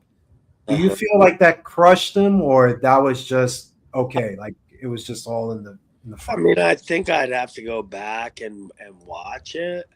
I don't call it per se, but I think I don't think anything crushed Kevin's career there. I think that they were a very strong act, and they got their opportunities, and then they didn't get them, and then they did, and then they didn't, and it's like it's been that roller coaster for them. It seems like throughout all their dealings with WWE for sure, but even pro wrestling in general. And I tip my hat to them for never letting the little shit get in the way of stopping them from taking care of the big shit. They're always taken care of. They're always doing their thing, and it shows.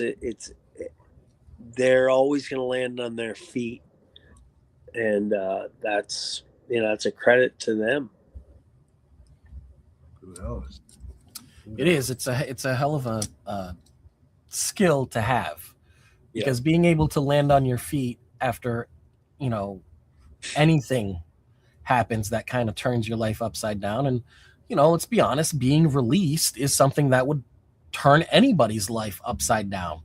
And being able to land on your feet every time something like that happens, it is a skill. It's a skill that's brought of hard work and hustling and betting on yourself, and that's something that Scarlett and Cross have always done, and that's what I don't get, guys. I just don't get it. It's because they hustle. Everybody sees it, but there's no opportunity. Or maybe there's 60 seconds. it's blowing my mind. Why, if there's so much hustle and there's so much hard work, like you guys say, what's with that? Because if the great Bobby's seen it and you're seeing it, Ray, and I'm seeing it as well as a fan, what if they're not seeing that they're saying to themselves, nah, we can't have Scarlett on TV today. Maybe next week. We need to get this Well, but for what? It like you guys say, it's right there. What's the big issue? It's right there for us, for us fans. If we're not the bookers. We're not behind the scenes. No, because there is X amount of time, X amount of TV time. Think about everything that they have to do. I get that, but you guys and Bobby as well. Quote me if I'm wrong, but he says the hard work it pays off. When you were in NXT, Bobby, you earned it. That's what you said, right? So yeah. I'm trying to understand how these guys are earning and they're doing what they're selling these metrics of merch and this and that. Like, what is the big freaking deal? Like, why are we not putting a TV camera in their face more than 60 seconds? Why we're not giving Scarlett an opportunity to wrestle? Because we goddamn well know she's been wrestling for over 10 plus years. We've seen it. Yeah. So why are we not seeing it here? What? Because it's a body and the face. It's like, okay, well, that's all you are. She's a lot more to that. So that's why, guys, I get you guys. I agree with everything you say. I just don't understand. Like, no. If they have everything, why?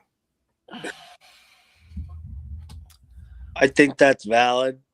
But again, I think it comes down to you can be as self-reliant as you want to be, but eventually you're going to need some help from somebody to get going in the direction that you want to be going. Like I'm all for people doing it on their own and saying, fuck you, watch me. I love that sort of spirit, but I think that there's there's a little bit of assistance that seems to be required in order for you to really get there. I agree with you, but I just hate when I know you're speaking the truth, but it's like, damn, I hate hearing it because it's so true. It's like, damn, like I just politics. Bothers me. No, and listen, as a fan, you have every right to be bothered by that. Yeah, I mean, that's the whole point of being a fan, right? I'll give you guys an example, and Bobby knows this very well. Sanity, one of the hottest groups in NXT. What happened when they came to SmackDown? Dog shit. Yeah, I'm not even sure what. Because happened. You know why? They didn't get the opportunity. And when they debuted, it wasn't as expected as they thought they did. And then we barely saw them on TV. I could say the same to the Wyatt Six, for God's sakes, if you guys want to take it a step further. I'm just giving an example. Sanity was one of the hottest groups as well as the Undisputed Era. And when they came up, there's dog shit. Like, that's what I don't get. It's like you put in the hard work, you earn your spot in the main roster, everybody. Well, guess what? Now we're going to treat you like dog shit. I mean, I think the way that they would defend that booking is that they didn't get over, is what would be said. I don't know. And then that's where you get into the subjectivity of, okay, were they over or were they not? Like, who's to judge? Who's paying, who's playing the judge of that question? Who's playing the strings? With the answer you get. I gotta be honest, Bobby, and I understand that there are cases, right, where you can genuinely look at it and be like, you just didn't get over. It's not your gig, pal. Yeah. But I feel like that is kind of like an overused excuse. Like, you can see that there are people that are cheering, so obviously they're over, but now they're over, but they're not as over as you want them to be. Like, I always feel like it's one of those things where you can constantly move the goalposts for. Yeah. I think that's pretty accurate. And I think that's what happened with Sanity, honestly. Like, they came up, they had the fans that followed them from NXT. They were over with, but they just weren't over enough.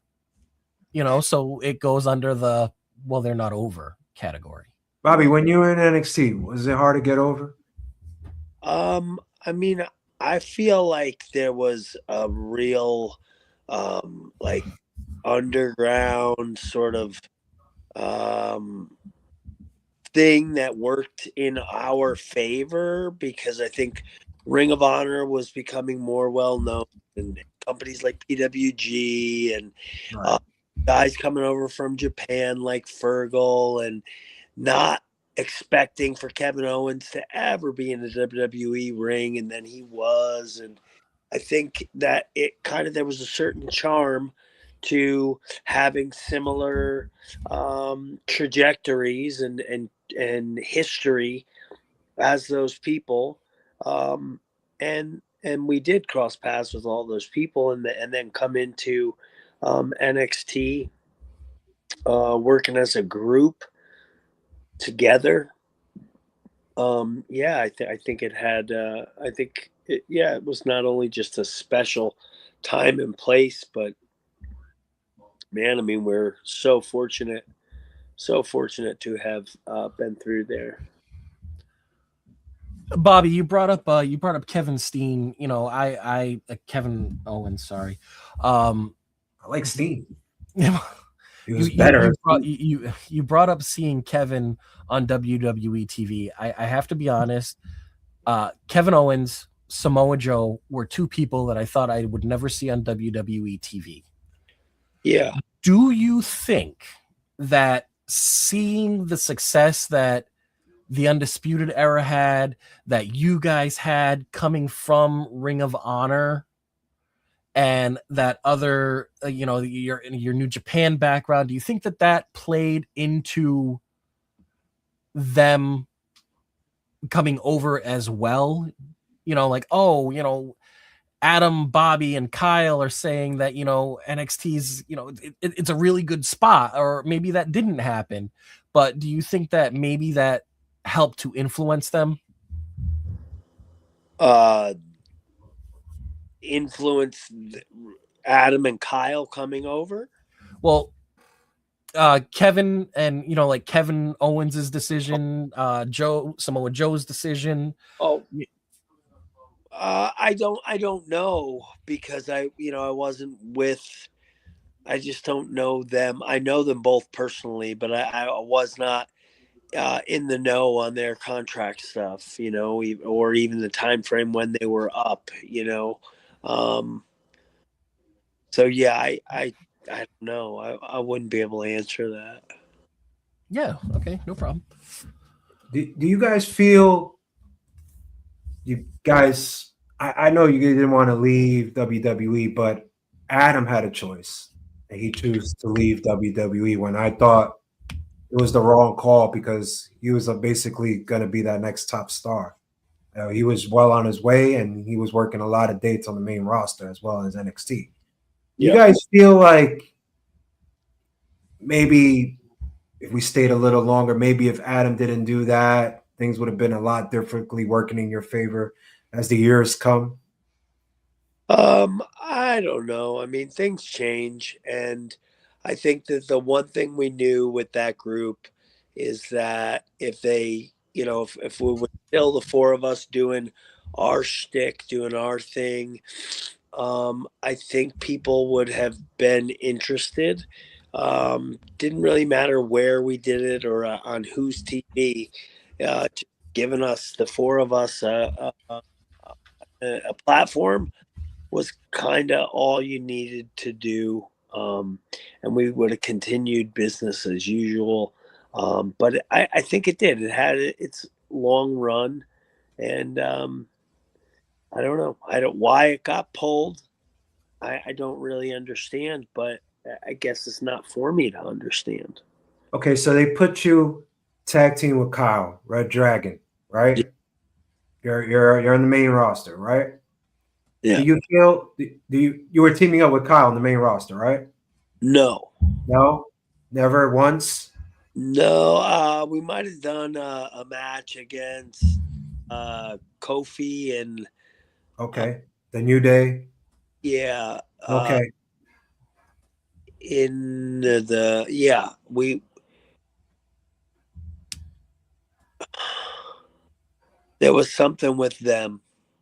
okay. Where I'm going with this is basically you guys have a match or whatever. Usually, when tag teams come up, they get kind of promoted as a video package, telling them how they are and etc.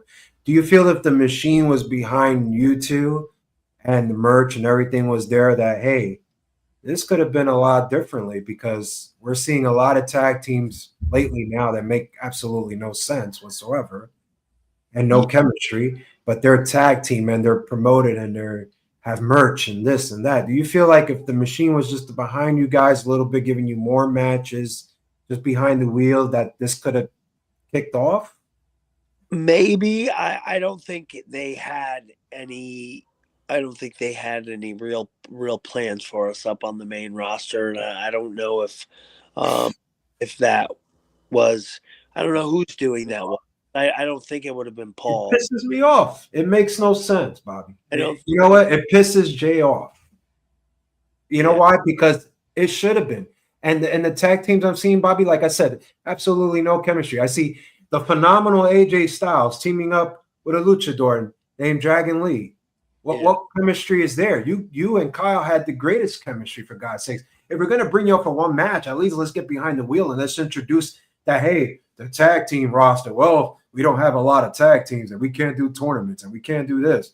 Well, shit. I got freaking Bobby Fish and Kyle O'Reilly right here, and I could promote their ass and actually make a household name for them. You know what I'm saying, Bobby? Like some of these decisions, it's like problematic. I don't know. I can't explain it. I know you try to explain it, but you can't. I can't either.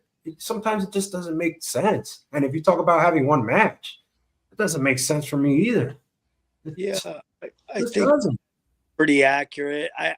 I don't think that they being WWE has really put a much of a shine on tag team wrestling, and I don't. I think it's just a aspect of the industry, and it's just kind of is what it is. And I think it comes from probably Vince's antiquated belief, but that tag team wrestling and whatnot doesn't put asses in seats. Do you feel it's lost now in 2025? You feel tag team wrestling's lost? I think it's lost some of its allure. I think it's lost some of its realism. I saw highlights from something the other day, and there was just way too many spots and way too much. Not enough work and way too much like following what we talked about. Bobby, I want to put a pin in this discussion about the current state of tag team wrestling, because I want this to be a topic that we can flesh out the next time that you join us in January. Okay. So before we bid you adieu, Yep. one last question for you. What are your plans for the holiday? Well, I have not decided exactly yet, but I'm staying with family now in New York, and I'm sure we'll have something planned. And I believe my daughters should be home from college. I would like to see them at some point before they go back to school. That's about all I have planned for the holidays. Yeah. Sounds like a good time. Family time is the best time. If it's the case, Bobby, you got to go shopping ASAP. I mean, yes. I'm telling you, a Get gift your bag card home. and an Amazon card. I gotta go start covered. shopping. I gotta start shopping. Yeah. Yeah. I think we all do. Yes, exactly. Well, Bobby, as always, it has been a pleasure having you with us. Man. We hope you get better, and we wish you Yes. the best Christmas season coming up. Happy New Year. And a happy new year. We will see you after the new year. We All are right. going to take a quick break. We're going to watch Wilson's Corner.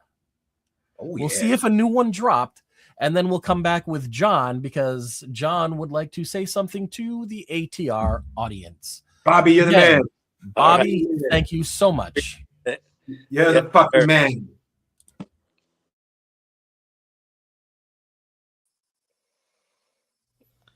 Hello, welcome to Wilson's Corner with me, Kevin Wilson. Remember me? Hi.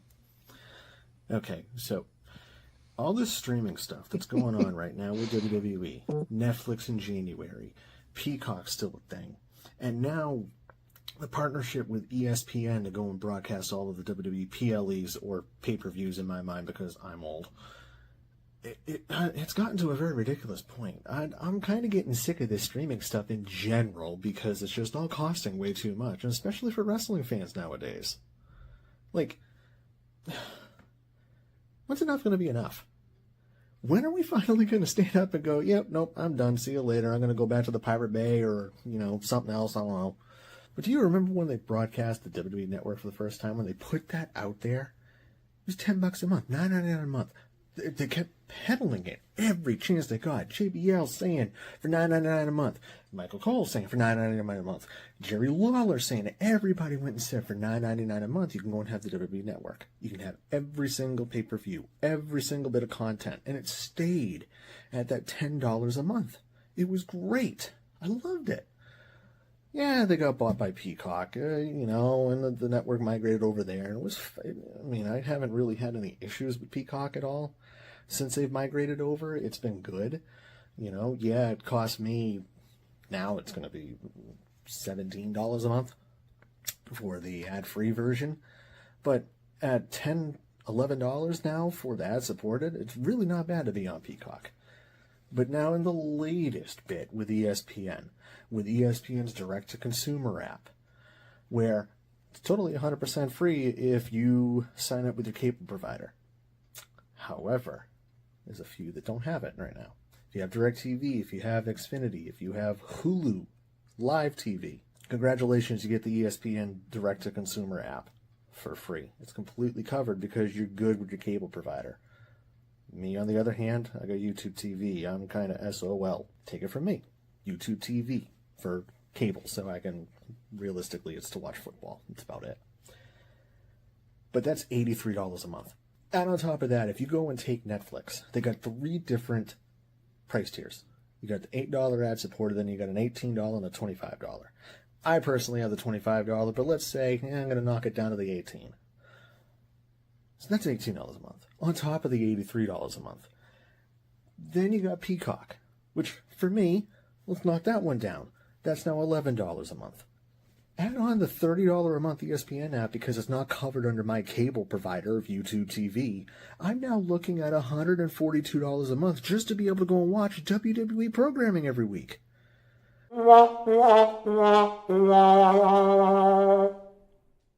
Between Netflix, Monday Night Raw on Mondays, between NXT PLEs on Peacock, all the content that is currently still on Peacock of older shows and older promotions and older everything.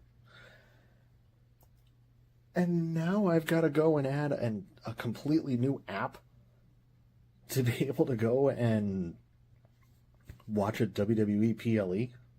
Like, it's getting ridiculous at this point. I just needed to go and get that off of my chest about this whole streaming situation. It's just patently ridiculous that I gotta now pay almost $150 a month just to be able to watch pro wrestling. It almost sounds like, hey, remember when cable was about $150 a month and then it was the occasional $35 pay-per-view? That sounds like a dream. I'll be back next week with another riveting edition of Wilson's Corner with me, Kevin Wilson. And remember, folks, just like musician Brent Smith once said, This isn't goodbye. It's just see you next time.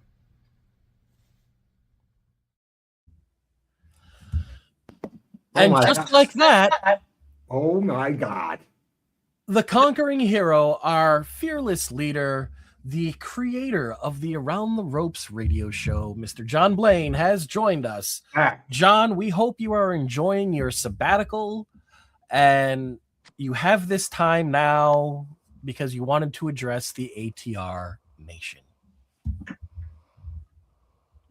How are you doing, John? What's up? Don't be shy. We need to play his theme music. That's probably why. Hold on 1 second. I can't hear you guys. We can hear you too. Hold on 1 second. I was playing the little theme music to get him in. Like it wasn't working. It didn't work. I don't think he likes John Cena. It didn't work. I don't know. I mean, the conquering hero has no longer. Folks, he's gonna be back. Well, we got to talk about this mystery. I mean, we hope he's going to be back. Listen, All Lover Jay over at YouTube says Ciampa is older when talking about when Bobby was talking about his age. Over on YouTube, Jay says Bobby is the effing man. Hashtag the fish tank. And David over in the UK, staying up till God only knows 3 a.m, says Bobby Fish, always one of the top guests on ATR. Listen, we cannot thank Bobby Fish enough for joining us and giving us time to pick his brain every month on the Around the Ropes radio. Gotta give him an award. I'm telling you. I mean, I think he's in the running right now for best concurrent guest. I mean, that's just my opinion. We do the award show coming soon. So yeah, I mean, in January we're probably going to bust out the award show, and it'll be a quick award show, but Bobby will get it. But enough about us, because David Reynolds say, "Hey John, very nice to see you, brother." John, welcome freaking back. Tell us how you been. We can hear you. What's up, buddy? Nothing. I'm glad that I was able to hop in here for a few minutes. I just want to thank you guys for holding down the fort the last couple of weeks. Yeah, anytime, brother. How you doing? Doing a lot better. Doing a lot better mentally. I missed doing the prep work for the show and having that nervousness, at 7:55. God forbid. When none of us are in the studio when we're supposed to be there at 7:45, and of course, just wondering who's going to show up, if anybody, or if you're doing the show solo, and what kind of technical difficulties we're going to encounter. Well, I mean, I do have good news. We finally cut the cord, so we have better internet now. Hey! Oh. You are. And also, the router is right in my room. I figured something was up because your picture is so clear, John. So clear. He's smiling a lot because the router's there. I mean, he's smiling a lot the because router's his like mental health is right bad. on the other side of the room. No, I wanted to hop in here for a few minutes because there's a couple things I just want to bring up to the ATR Nation. Nothing bad. But the floor is yours, John. The floor is yours. December 30th is going to be the last show of the year. And I'm just here to announce, I know the guy, you guys know about this because we talked about it, behind the scenes. But there's going to be a return. Actually, there's going to be 2 returns that night. Whoa. Because I know the fans of the ATR Nation have been seeing the 2 of you guys for the last couple of weeks. Again, you guys have been doing great. Don't get me wrong. Yeah, but we're not the original. I got it. But I think Wilson may be coming if he can figure out what corner he has to be on. I think that's the problem. There's so many corners in his house. He doesn't know which corner he should be in to create another Wilson's corner. I think that's what it is. He will be on, and yours truly will be on as we close out 2025. Can you believe it, John? Can you believe that 2025 is done in 15 days? It's insane. Like, where did it go? I don't know, to be honest. Your sister's ass. That's where it went. Have a good night, folks. He's John. He's Jay. I'm Ray. Have a good night. The other thing I also just want to make a quick mention, then I'll let you guys wrap up the show. In the next 2 weeks, we will have every show back up and running on all platforms, including Spotify, Apple, everyone. Yeah. Hey, John, can you do me a favor and stop feeding Gizmo after midnight? What do you Because mean? you feed them after midnight, you get them wet, the gremlins come out, and then they just wreak havoc. Like we were only broadcasting on YouTube today. That I have to look into. Unfortunately, because of me taking a hiatus, I haven't really been backstage. I gotcha. Unfortunately, I kind of forgot my key in the office. Listen, I personally like the fact that the gremlins have just kind of caused chaos and rocked like Amadeus. What can I say? Oh, and also one other thing I can announce now. And Jay, you know this person quite well. The commentator from Battle of Borough 2, your friend and our friend Billy, will be on with us on the last show of the year. Woohoo! Hey, we're gonna have a full good. lobby. killing it. Lobby. She's out there. And Dynasty and all that, she's out there. Yeah, so she'll be on with us. I'm working on possibly getting us a couple more people because, like I said, I want it to be a celebration type of thing. And then I can say this right now. Don't know when yet. Probably either in January or February. Got to see how everything plays out. But I will be back. I think we should do an award show next week. Since we were packed on the 30th, let's just kick the awards next week. So how many does Fish get? End of year awards before the end of the year. There's a lot of special guests: Wilson, Billy, John. It's gonna be KI. It's gonna be off the rails. We'll do the first show in January will be the awards show. Yes. John, you're like a shining fucking star from Super Mario Galaxy. Like you're smiling, like everything is off your freaking back. Like I'm loving it, man. All you are is smiles. You look rejuvenated. You look rested. You look like a new person. Thank you. No, it was. I'm gonna be straightforward. Yes. I mean, Ray, you know this because you were a part of this show from the beginning. I never would do what I did. That's right. You said no gremlins will ever hold me back from watching ATR. The all-new ATR network, by the way. But I'll tell you right now, if we get a Fan of the Year award, I can tell you who my vote would be.